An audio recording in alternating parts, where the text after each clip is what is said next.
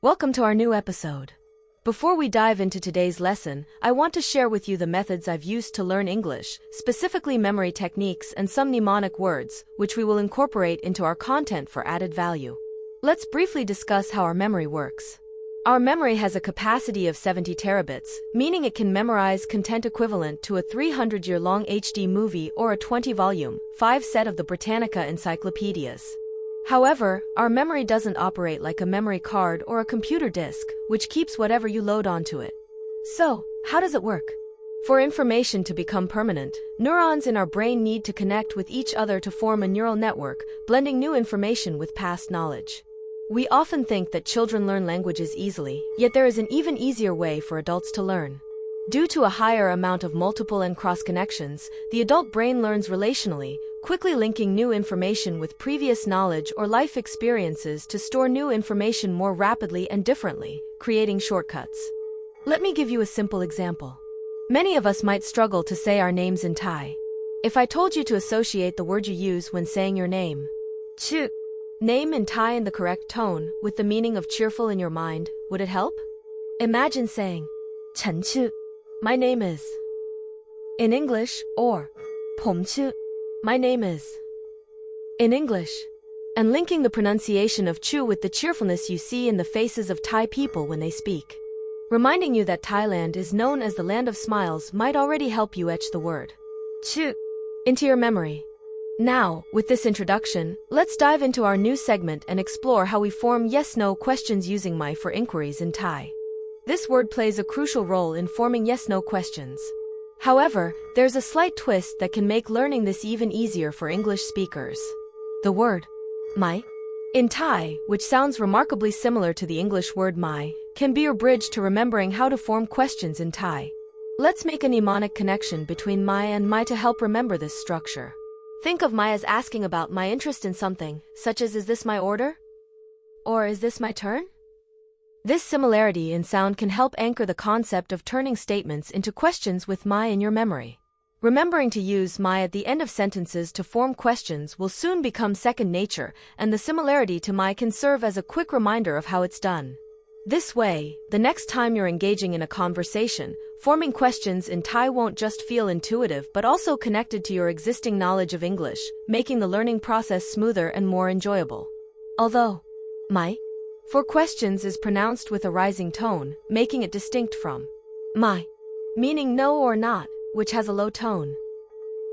For example, if you want to ask someone if they are hungry, you would say if a female speaker is asking the question, she says, Kun hiu mai ka?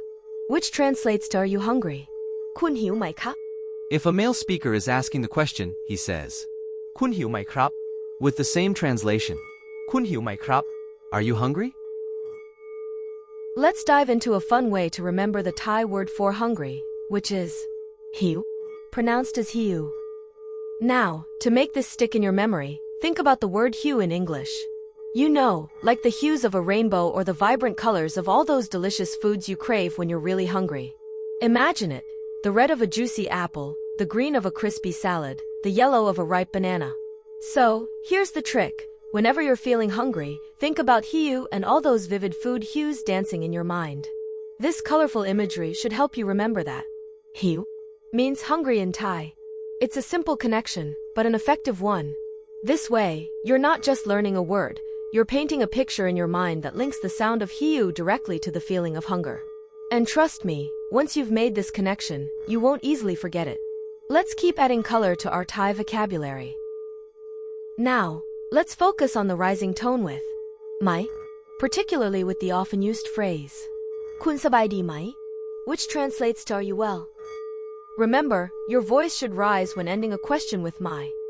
This phrase is frequently used in daily conversations, providing a great opportunity to practice tonal variation. For women, it's Kun sabai di mai ka? And for men, Kun sabai di mai krap? Practicing this will help you not only to remember the phrase but also to apply the correct tone. A great way to practice another common question in Thai, emphasizing the rising tone with mai, is by asking if someone likes Thai food. You would say, Kun chop ahan Thai mai?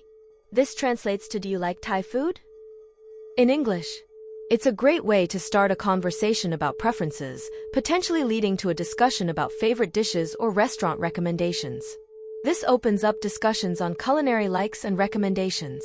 Plus, a handy trick to remember is to think about how much you enjoy chopping vegetables or watching a chef do so while preparing your favorite meal.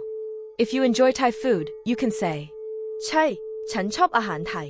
For yes, I like Thai food. Chai, ฉันชอบอาหารไทย. If not, you might say, ไม่ ฉันไม่ชอบอาหารไทย.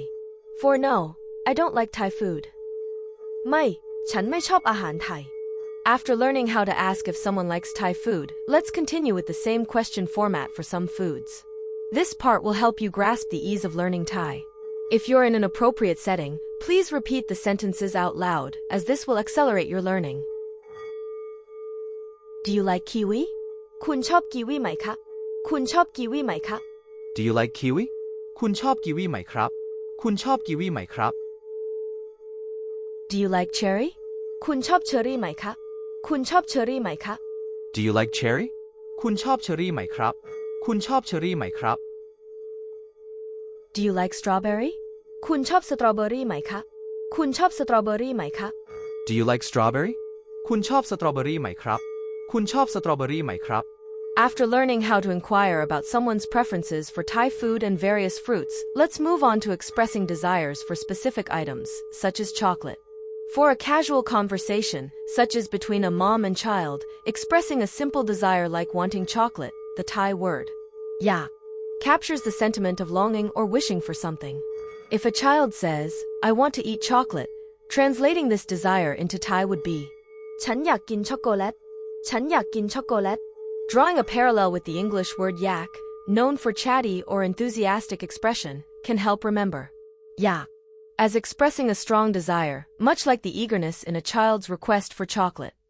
After exploring how to express desires, particularly with yak, for wanting something like chocolate, let's revisit our my question structure.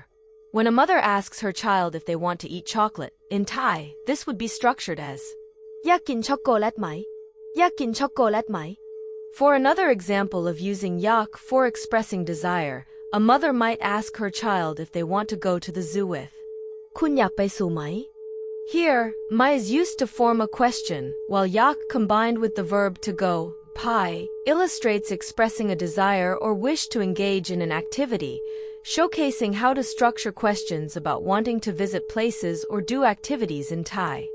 In this video, we focused on the my question structure and concentrated on everyday questions that will be useful. In the next part, we'll provide more examples with my and delve into how my can be used in various situations. Reflecting on the words we learned and the memory techniques we applied will enrich our language learning process. I'm grateful for your participation. Sharing in the comments whether the video and the memory techniques were helpful would make me happy. Thank you for watching and take care.